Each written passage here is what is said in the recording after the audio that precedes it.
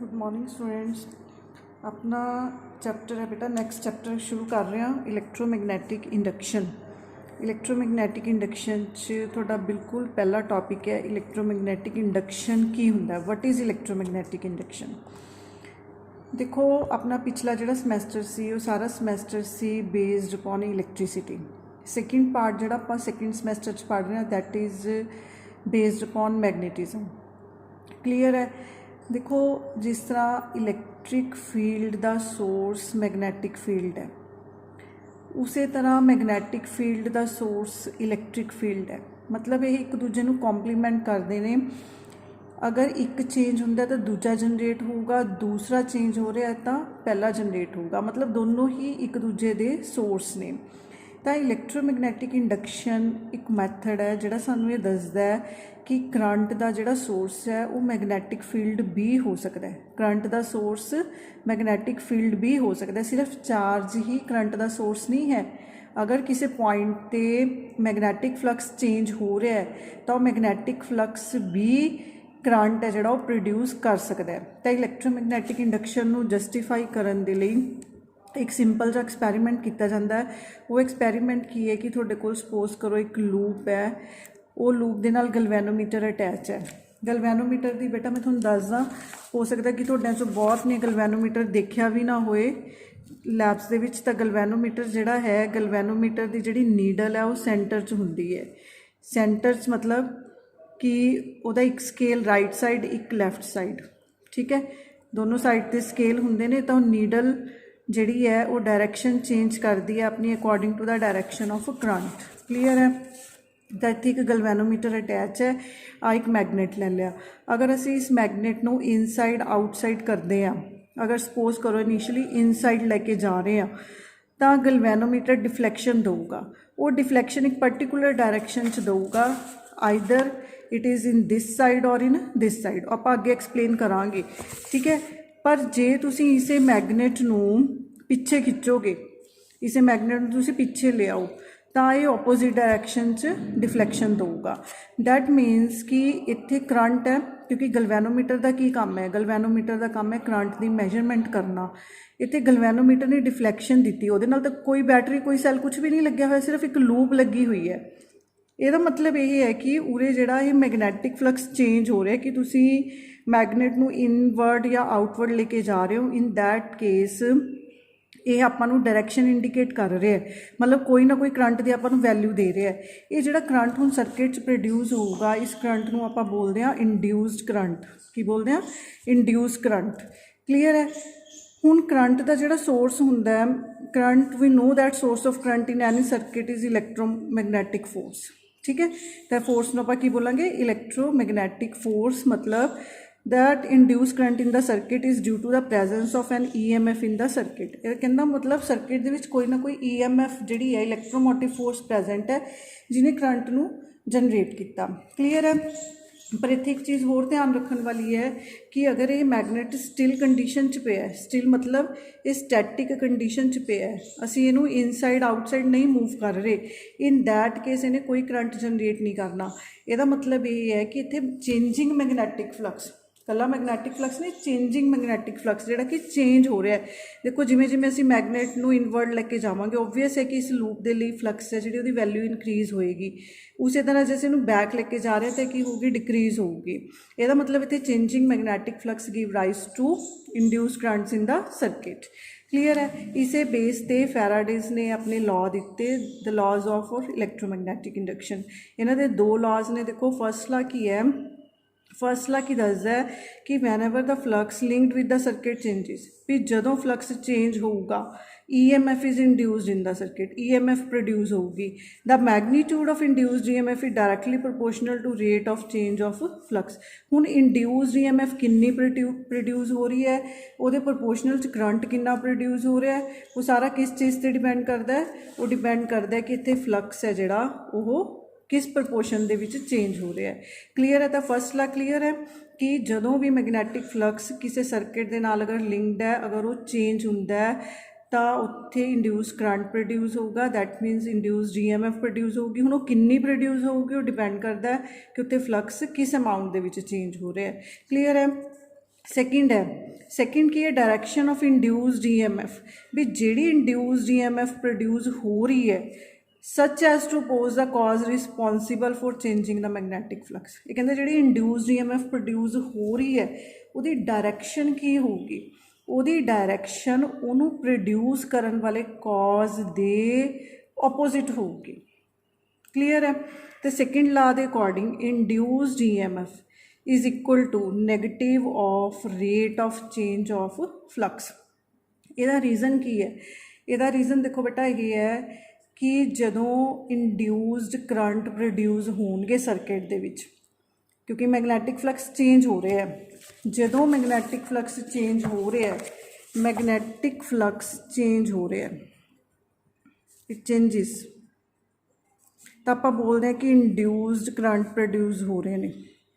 हुण जिहड़ा induce current produce हो रहा है ये अपना ही एक अलग तो मैगनैटिक फील्ड जनरेट कर लूगा, ये मैगनैटिक फील्ड अपना अलग तो प्रोड्यूस करना शुरू कर दूगा जिहड़ा कि अपने ओरिजिनल मैगनैटिक फ्लक्स नू वीक करूगा। वीक करन दा मतलब है वीक तां ही करूगा जे की होगा ये उहदे ओपोजिट डायरैक्शन च होगा। इस करके ये बेसिक जिहड़े ऑब्जरवेशनल फैक्ट्स ने कि induced EMF is equal to minus of rate of change of flux, इनू आप प्रूव भी करांगे अगे कि वाकई जिहड़ी इहदी डायरैक्शन हुंदी है वो डायरैक्शन उहदे सोर्स दे ओपोजिट हुंदी है। उस बाद नैक्सट है integral form of Faraday's law. Integral form च की है, देखो आपां नूं पता है कि रेट सॉरी जिहड़ा मैगनैटिक फ्लक्स हुंदा that is given by B dot DS, electric flux हुंदा तां आपां E डॉट DS लिख लैंदे आ। हुण इंड्यूस्ड EMF आपां नूं पता ही है सैकेंड लॉ तो माइनस d∅dt, तो आप इत्थे फ्लक्स की वैल्यू पुट करती minus d∅d double integration B dot DS बन गया, तो उत्थों इंड्यूस्ड EMF की आ गई माइनस, क्योंकि एग्जैक्ट डिफरेंशियल ने जो इनसाइड जाना है तो उन्हें पार्शियल च चेंज हो जाना करली B/t डॉट DS। ये इंटैग्रल फॉर्म है फैराडेज लॉ की। उस तो बाद डिफरेंशियल फॉर्म की है, देखो क्योंकि आप बोल रहे हैं कि इंड्यूस्ड EMF प्रोड्यूस हो रही है, इंड्यूस्ड EMF अगर असी इंड्यूस्ड EMF मतलब जिहड़ा इलैक्ट्रिक फील्ड का सोर्स है उन्होंने वैसे लिखना होए तो वैसे आप बेटा उन्होंने इस तरह लिखते हैं। इंड्यूस्ड EMF अगर वैसे बेसिक टर्म लिखनी होए तो असीं उन्होंने इंटैग्रल फॉर्म च इस तरह लिखते हैं E डॉट DR। इस पर ध्यान रखना। हुण देखो EMF in the circuit is defined as EMF की हुंदी है, it is defined as the amount of work done in taking unit positive charge around the circuit. हुण देखो हुण मैं तुहानूं इहदा मीनिंग समझा रही हूँ कि है सपोज करो तुहाडे कोल कोई कंडक्टर है, तुसीं बैटरी का सोर्स लगाया, ठीक है, इस डायरैक्शन च मूव कर रहे, सपोज करो current due to positive side of battery, electrons किधर नूं मूव करनगे, उहदे ओपोजिट मूव करनगे। हुण जे इलैक्ट्रॉन्स नूं एक पॉइंट तो दूसरे पॉइंट तक लैके जाना पैंदा है, वो काम सारा कौन कर रहा है, सारा काम बैटरी भी कर रही है। वो जो असीं इहनूं इलैक्ट्रोमोटिव फोर्स प्रोवाइड की है आ बैटरी के थ्रू प्रोवाइड की है, उन्हें ही काम करना है। की काम करना है, to take the unit positive charge from one point to another point. Clear है। तो इत्थे तां ही ये बोल रहा है कि the EMF in the circuit is defined as the amount of work done in taking a unit positive charge around the circuit. तो जिहड़ा अपना इंड्यूस्ड EMF है फिर उन्होंने आपां की लिखांगे, सॉरी अपना EMF इलैक्ट्रोमोटिव फोर्स नूं आपां की लिखांगे E डॉट DR। हुण आपां ने इहदी वैल्यू इंड्यूस्ड EMF दी आ वाली फाइंड आउट की फ्रॉम द सर्किट, दोनों नूं कंपेयर कर लो। हुण ये लाइन इंटैग्रल दा सरफेस नाल रिलेशन है, तो आप की करांगे इस लाइन इंटैग्रल नूं सरफेस इंटैग्रल च कन्वर्ट कर लांगे, del cross E dot DS कर लांगे। तो del cross E DS is equal to minus curly B/t dot DS बन गया। ये तो अपनी यदि डिफरेंशियल फॉर्म जनरेट होगी, del cross E is equal to minus curly B/t। हुण जे तुसीं इस इक्वेशन नूं ध्यान नाल देखो बेटा, आपां लास्ट अपने जिहड़े पिछले समैसटर दे सी उन्हां च आपां ने पढ़िया सी कि इलैक्ट्रिक फील्ड इज़ कंजरवेटिव। ठीक है, इलैक्ट्रिक फील्ड आपां ने कंजरवेटिव पढ़िया सी, पर that is due two point charges. वो काहदे करके सी, वो only due two point charges.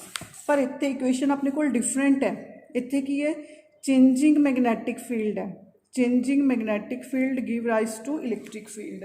कहने का मतलब कि इत्थे जो आप देखते सी, इत्थे अपने कोल सोर्स जिहड़ा सी वो चार्ज सी, इत्थे अपने कोल इलैक्ट्रिक फील्ड का सोर्स की है मैगनैटिक फील्ड। मतलब changing magnetic field give rise to electric field. ਤਾਂ ਇੱਥੇ ਆਪਣੀ ਇਹ ਵਾਲੀ ਜਿਹੜੀ ਇਕੁਏਸ਼ਨ ਹੈ ਉਹ ਕੰਜ਼ਰਵੇਟਿਵ ਨਹੀਂ ਹੈਗੀ। Electric field produced by varying magnetic field is not conservative because its curl is not a zero. Clear ਹੈ। ਉਸ ਤੋਂ ਬਾਅਦ ਜਿਹੜਾ ਨੈਗੇਟਿਵ ਸਾਈਨ ਆ ਰਿਹਾ ਹੈ, ਜਿਹੜਾ ਆਪਾਂ ਇਹ ਪੜ੍ਹ ਰਹੇ ਹਾਂ minus curly B upon curly T induced EMF is equal to this one, ਇਹ ਨੈਗੇਟਿਵ ਸਾਈਨ ਨੂੰ ਜਸਟੀਫਾਈ ਕਰਦੇ ਹਾਂ। ਉਹ ਜਸਟੀਫਾਈ ਕਰਨ ਦੇ ਲਈ ਲੈਂਜਿਸ ਨੇ ਆਪਣਾ ਲਾਅ ਦਿੱਤਾ ਸੀ। ਫੈਰਾਡੇਜ਼ ਲਾਅ ਤੋਂ ਵੀ ਆਪਾਂ ਇਸ ਚੀਜ਼ ਨੂੰ ਪ੍ਰੂਫ ਕਰ ਸਕਦੇ ਹਾਂ। ਲੈਂਜਿਸ ਲਾਅ ਨੇ ਉਹਦੀ ਥਿਓਰੈਟੀਕਲ ਐਕਸਪਲੇਨੇਸ਼ਨ ਦਿੱਤੀ ਸੀ। ਸੋ ਪਹਿਲਾਂ ਆਪਾਂ ਇਹਨੂੰ ਫੈਰਾਡੇਜ਼ ਲਾਅ ਤੋਂ ਦੇਖਦੇ ਹਾਂ। Direction of induced EMF from Faraday's law.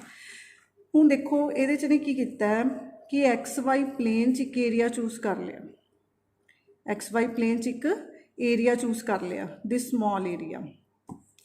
ਇਹ ਏਰੀਆ ਜਿਹੜਾ ਹੈ ਕਿਉਂਕਿ ਇਹ XY ਪਲੇਨ 'ਚ ਪਿਆ ਤਾਂ ਇਹਦੀ ਡਾਇਰੈਕਸ਼ਨ ਕਿੱਧਰ ਨੂੰ ਪੁਆਇੰਟ ਆਊਟ ਕਰੂਗੀ? ਓਬਵੀਅਸ ਹੈ ਕਿ Z ਡਾਇਰੈਕਸ਼ਨ 'ਚ ਕਰੂਗੀ, ਪਰ ਉਹ Z 'ਚ ਬੇਟਾ ਤਾਂ ਕਰੂਗੀ ਅਗਰ ਉਹ ਐਂਟੀ ਕਲੌਕਵਾਈਜ਼ ਹੋਊਗਾ। ਦੈਟ ਮੀਨਸ ਕਿ ਇਹਦਾ ਜਿਹੜਾ ਲਾਈਨ ਹੈ ਉਹ ਕਿੱਧਰ ਨੂੰ ਹੋਊਗਾ? ਉਹ ਐਂਟੀ ਕਲੌਕਵਾਈਜ਼ ਹੋਊਗਾ। ਤਾਂ ਇਹ ਏਰੀਆ ਦੀ ਜਿਹੜੀ ਡਾਇਰੈਕਸ਼ਨ ਹੈ ਉਹ K ਕੈਪ ਹੋਊਗੀ। K ਕੈਪ ਤਾਂ ਹੋਊਗੀ, ਆਪਾਂ ਪਿਛਲੇ ਸਮੈਸਟਰ 'ਚ ਤੁਹਾਨੂੰ ਮੈਂ ਬਹੁਤ ਵਾਰੀ ਦੱਸ ਚੁੱਕੀ ਹਾਂ ਕਿ ਅਗਰ ਕੋਈ ਏਰੀਆ ਵੈਕਟਰ ਆਪਾਂ ਪ੍ਰੂਵ ਵੀ ਕੀਤਾ ਸੀ, ਅਗਰ ਉਹ XY ਪਲੇਨ 'ਚ ਪਿਆ ਤਾਂ ਉਹਦੀ ਡਾਇਰੈਕਸ਼ਨ ਕੀ ਹੋਊਗੀ? Z ਡਾਇਰੈਕਸ਼ਨ ਹੋਊਗੀ। ਇਹ ਅੰਡਰਸਟੂਡ ਚੀਜ਼ਾਂ ਨੇ। ਹੁਣ ਸਪੋਜ਼ ਕਰੋ ਕਿ ਇੱਕ ਮੈਗਨੇਟ ਅਪਰੋਚ ਕਰ ਰਿਹਾ ਹੈ। Magnet is moving towards the loop ਕਰਨੀ ਮੂਵ ਕਰ ਰਿਹਾ ਹੈ। ਇਹਦਾ ਮਤਲਬ it is increasing with time but in negative Z direction, ਕਿਉਂਕਿ ਨੀਚੇ ਆ ਰਿਹਾ ਤਾਂ ਨੈਗੇਟਿਵ Z ਡਾਇਰੈਕਸ਼ਨ ਹੋਗੀ। ਇਨਕਰੀਜ਼ਿੰਗ ਹੈ but in negative Z direction. So curly B upon curly T ਕੀ ਹੋ ਗਿਆ? Minus curly B upon curly T K cap. Area ਕਿੱਧਰ ਨੂੰ ਪੁਆਇੰਟ ਆਊਟ ਕਰ ਰਿਹਾ ਹੈ? Already DS K cap. ਤਾਂ ਆਪਣੀ ਇੰਡਿਊਸਡ EMF ਕੀ ਹੋ ਗਿਆ? ਆਪਾਂ ਇੰਟੈਗਰਲ ਫਾਰਮ ਯੂਜ਼ ਕਰ ਰਹੇ ਹਾਂ। Minus curly B upon curly T dot DS ਸੀ। ਇੱਥੇ ਆਪਾਂ ਏਰੀਆ ਵੈਲਿਊ ਪੁੱਟ ਕਰਤੀ curly B upon curly T K cap. Similarly DS ਦੀ ਵੈਲਿਊ ਪੁੱਟ ਕਰਤੀ DS K ਕੈਪ। ਸੋ ਇੱਥੇ ਆਪਣਾ ਰਿਲੇਸ਼ਨ ਕੀ ਬਣ ਗਿਆ? Negative curly B upon curly T K cap dot DS K cap. K ਦੀ K ਨਾਲ 1 ਹੋ ਜਾਂਦਾ ਤਾਂ ਇੰਡਿਊਸਡ EMF ਕੀ ਆ ਗਈ? ਕਰਲੀ B upon curly T DS। ਹੁਣ ਦੇਖੋ ਕਰਲੀ B ਪੌਨ ਕਰਲੀ T ਹੈ ਜਿਹੜਾ ਇਨਕਰੀਜ਼ਿੰਗ ਵਿਦ ਟਾਈਮ ਹੈ। ਇਨਕਰੀਜ਼ਿੰਗ ਵਿਦ ਟਾਈਮ ਹੈ ਨਾ, ਕਿਉਂਕਿ ਆਪਾਂ ਸ਼ੋਅ ਕਰ ਰਹੇ ਹਾਂ, ਆਪਾਂ ਕੇਸ ਲਿੱਤਾ ਕਿ ਜਦੋਂ ਇਹ magnet approaches to inward of the loop, ਇਹਦਾ ਮਤਲਬ ਇਹ ਪੋਜ਼ਿਟਿਵ ਹੈ। ਇਹ ਪੋਜ਼ਿਟਿਵ ਹੈ ਤਾਂ ਫਿਰ ਆਪਣਾ ਇੰਡਿਊਸਡ EMF ਵੀ ਪੋਜ਼ਿਟਿਵ ਹੈ। ਹੁਣ ਇੰਡਿਊਸਡ EMF ਜਿਹੜੀ ਪੋਜ਼ਿਟਿਵ ਹੈ ਇਹ ਪੋਜ਼ਿਟਿਵ ਕਦੋਂ ਹੋਊਗੀ? ਕਿਉਂਕਿ ਇੰਡਿਊਸਡ EMF ਤਾਂ ਬੇਟਾ ਜੇ ਆਪਾਂ ਬੇਸਿਕ ਰਿਲੇਸ਼ਨ ਲਿਖਦੇ ਹਾਂ ਉਹ E ਡੋਟ DR ਹੈ। ਇੱਥੇ ਇਹ ਪੋਜ਼ਿਟਿਵ ਹੈ, ਇਹਦਾ ਮਤਲਬ ਫਿਰ ਉਰੇ ਵੀ ਪੋਜ਼ਿਟਿਵ ਹੋਊਗੀ। ਉਹੀ ਚੀਜ਼ ਹੈ ਇਹ। ਤਾਂ ਇਹਦਾ ਮਤਲਬ E ਅਤੇ DR ਨੇ ਜਿਹੜੇ ਉਹ ਸੇਮ ਡਾਇਰੈਕਸ਼ਨ 'ਚ ਹੋਣੇ ਚਾਹੀਦੇ ਨੇ। ਜੇ ਇਹਨਾਂ 'ਚ ਐਂਗਲ ਸੇਮ ਹੋਊਗਾ ਤਾਂ ਹੀ ਆਪਣੇ ਕੋਲ ਵੈਲਿਊ ਪੋਜ਼ਿਟਿਵ ਆਊਗੀ। ਜੇ ਆਪੋਜ਼ਿਟ ਹੋਣਗੇ ਫਿਰ ਨੈਗੇਟਿਵ ਆਊਗੀ। ਤਾਂ ਇਹ ਸੇਮ ਡਾਇਰੈਕਸ਼ਨ 'ਚ ਹੋਣਗੇ। ਸੇਮ ਡਾਇਰੈਕਸ਼ਨ 'ਚ ਆਪਾਂ ਨੂੰ ਪਤਾ ਹੈ ਕਿ ਇੱਥੇ ਜਿਹੜਾ ਆਪਣਾ DR ਹੈ ਉਹ ਕਾਊਂਟਰ ਕਲੌਕਵਾਈਜ਼ ਸੀ। ਇਹਦਾ ਮਤਲਬ ਇੱਥੇ ਇਲੈਕਟ੍ਰਿਕ ਫੀਲਡ ਵੀ ਕੀ ਹੋਊਗਾ? ਇਲੈਕਟ੍ਰਿਕ ਫੀਲਡ ਵੀ ਕਾਊਂਟਰ ਕਲੌਕਵਾਈਜ਼ ਡਾਇਰੈਕਸ਼ਨ 'ਚ ਮੂਵ ਕਰੂਗਾ। Hence the induced current will flow in anti clockwise direction. ਇਹਦਾ ਮਤਲਬ ਜਦੋਂ EMF ਉਹਨੂੰ ਪ੍ਰੋਡਿਊਸ ਕਰਨ ਵਾਲਾ ਸੋਰਸ ਐਂਟੀ ਕਲੌਕਵਾਈਜ਼ ਹੈ ਤਾਂ ਓਬਵੀਅਸ ਹੈ ਕਿ ਕਰੰਟ ਹੈ ਜਿਹੜਾ ਉਹ ਐਂਟੀ ਕਲੌਕਵਾਈਜ਼ ਡਾਇਰੈਕਸ਼ਨ 'ਚ ਹੋਊਗਾ। ਕਹਿਣ ਦਾ ਮਤਲਬ ਹੈ ਕਿ ਜਿਹੜੀ ਇਲੈਕਟ੍ਰੋਮੋਟਿਵ ਫੋਰਸ ਪ੍ਰੋਡਿਊਸ ਹੋ ਰਹੀ ਹੈ ਅਤੇ ਇੰਡਿਊਸ ਕਰੰਟ ਜਿਹੜੇ ਪ੍ਰੋਡਿਊਸ ਹੋ ਰਹੇ ਨੇ ਉਹਨਾਂ ਦੀ ਜਿਹੜੀ ਡਾਇਰੈਕਸ਼ਨ ਹੋਊਗੀ ਉਹ ਕੀ ਹੋਊਗੀ? ਉਹ ਕਾਊਂਟਰ ਕਲੌਕਵਾਈਜ਼ ਹੋਊਗੀ। ਉਸ ਤੋਂ ਬਾਅਦ ਅਗਰ ਅਸੀਂ ਇਹਨੂੰ ਲੈਂਜਿਸ ਲਾਅ ਦੇ ਨਾਲ ਦੇਖਦੇ ਹਾਂ, ਲੈਂਜਿਸ ਲਾਅ ਨੇ ਇਹਨੂੰ ਥਿਓਰੈਟੀਕਲੀ ਦੱਸਿਆ। ਦੇਖੋ ਕੀ ਦੱਸ ਰਿਹਾ ਇਹ, ਕਹਿੰਦਾ magnetic flux linked with the loop is increasing. Increase ਹੋ ਰਿਹਾ। ਕਿਉਂ ਇਨਕਰੀਜ਼ ਹੋ ਰਿਹਾ? ਕਿਉਂਕਿ ਮੈਗਨੇਟ ਆਪਾਂ ਡਾਊਨਵਰਡ ਲੈ ਕੇ ਜਾ ਰਹੇ ਹਾਂ। ਲੈਂਜਿਸ ਲਾ ਕਹਿੰਦਾ ਕਿ direction of induced current should be such so as to weaken this magnetic flux.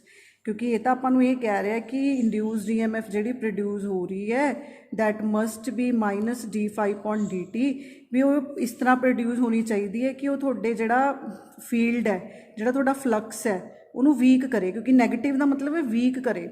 This means the direction of magnetic field due to induce current. ਹੁਣ ਜਿਹੜੇ ਇੰਡਿਊਸ ਕਰੰਟ ਪ੍ਰੋਡਿਊਸ ਹੋ ਰਹੇ ਨੇ ਉਹ ਵੀ ਤਾਂ ਆਪਣਾ ਮੈਗਨੈਟਿਕ ਫੀਲਡ ਜਨਰੇਟ ਕਰ ਰਹੇ ਨੇ। ਹੁਣ ਇਹ ਵੀਕ ਤਾਂ ਹੋਊਗਾ ਅਗਰ ਇੰਡਿਊਸਡ ਕਰੰਟ ਜਿਹੜਾ ਮੈਗਨੈਟਿਕ ਫੀਲਡ ਪ੍ਰੋਡਿਊਸ ਕਰ ਰਹੇ ਨੇ ਉਹਦੇ ਆਪੋਜ਼ਿਟ ਹੋਏ। क्लीयर है। The magnetic field of magnet is toward the loop, ਇਹਦਾ मतलब इंड्यूस्ड फील्ड देखो नीचे आ रहा है मैगनेट, इनक्रीजिंग है ये, ठीक है। इन्हें इंड्यूस्ड EMF प्रोड्यूस की या current produce induced EMF produce की या करंट प्रोड्यूस किया। हुण ये जिहड़ा करंट प्रोड्यूस किया ये करंट ने अपना एक मैगनैटिक फील्ड जनरेट किया, पर थ्योरीज कहंदियां ने कि जिहड़ा इहदा सोर्स है उन्होंने वीक करना है, उन्होंने वीक तां करूगा जे इहदे ऑपोजिट डायरैक्शन च मूव करूगा। क्लीयर है। इहदा मतलब should be towards the magnet according to right hand thumb rule. जे आपां right hand thumb rule apply करते हैं तो डायरैक्शन उपर नूं है तो फील्ड की डायरैक्शन की होगी एंटी क्लॉकवाइज होगी। तो यदा मतलब इंड्यूस करंट है जिहड़ा that will flow in anti clockwise direction, मतलब उपर नूं तां होगा। देखो दोबारा देखो अपना मैगनैटिक फील्ड नीचे नूं जा रहा है, आपां कह रहे हैं कि इहनूं वीक करना है, वीक करन दे लई इंड्यूस्ड करंट ने मैगनैटिक फील्ड प्रोड्यूस किया that must be in opposite direction, ये ऑपोजिट डायरैक्शन होना चाहिए, पर ऑपोजिट डायरैक्शन तां होगा अगर करंट एंटी क्लॉकवाइज मूव करूगा, क्योंकि राइट हैंड थंब रूल की कहता है magnetic line of forces, magnetic line of forces इस डायरैक्शन ने तो करंट की डायरैक्शन आ होगी। आप इहदा ओपोजिट कर लो, करंट इधर नूं है मैगनैटिक फील्ड इधर नूं है, ठीक है। तो राइट हैंड थंब रूल के अकॉर्डिंग की है कि induce current will flow in anti clockwise direction. So इत्थे बेटा अज दा टॉपिक खत्म है। Thanks a lot.